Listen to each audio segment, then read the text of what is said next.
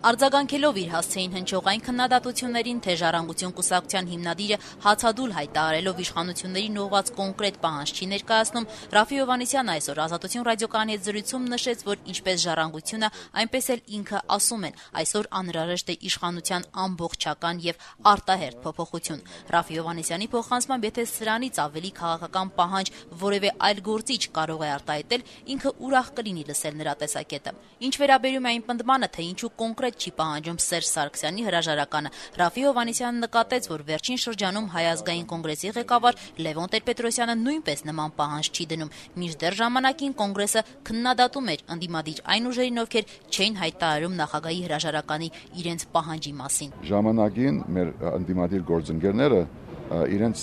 գործընկերներին դադում էին այն բանով, որ իրենք պահանջում են հրաժարական, թե չէ։ Ես կարծում եմ, որ Ժառանգությունը եւ ես նաեւ այս համեստ քաղաքացիական ինքնազրկանքի ձոմով ասում ենք, որ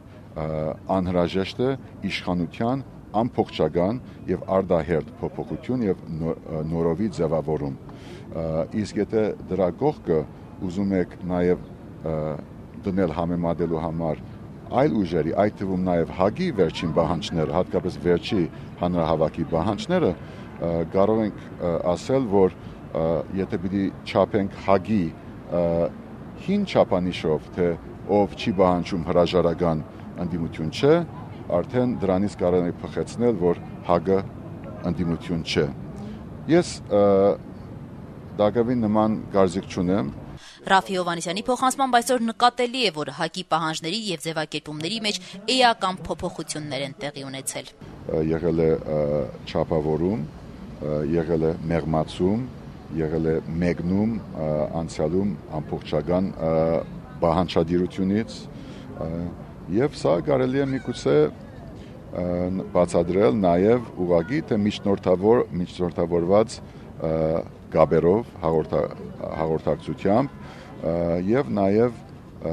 միգուցե մարտավարության փոփոխմամբ առայն որ ժամանակին ասվում էր արդագարգ